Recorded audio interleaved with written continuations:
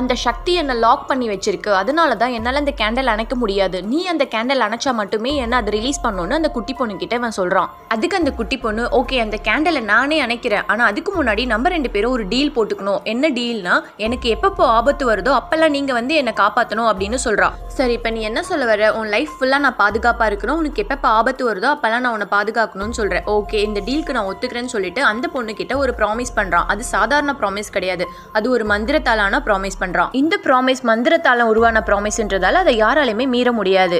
அடுத்து உனக்கு எப்பப்போ ஆபத்து வருதோ நீ அப்பெல்லாம் என்னோட பேரை சொல்லி கூப்பிடு, அப்ப நான் கண்டிப்பா வந்து உனக்கு உதவுவேன். என்னோட பேர் வந்து ஷான்முங் காங்னு சொல்றான். ஸோ நீ என்ன பேரை சொல்லி கூப்பிடும் போது கண்டிப்பா நான் வந்து உனக்கு உதவுவேன்னு சொன்னதும் அந்த டீலுக்கு அந்த குட்டி பொண்ணு ஒத்துக்கிட்டு அந்த கேண்டல் எல்லாமே அணைக்க போயிட்டா. அந்த குட்டி பொண்ணு ஒவ்வொரு கேண்டலையும் அணைக்கும் பொழுது அவனுடைய கையில கால்ல கழுத்துல டாட்டூ மாதிரி ஒண்ணு இருக்கு, அது அப்படியே மறையுது. அடுத்து அந்த கண்ணாடி வீடும் அப்படியே கொஞ்சம் கொஞ்சமா மறையுது. கொஞ்ச நேரத்துல அப்படியே 2 பேருமே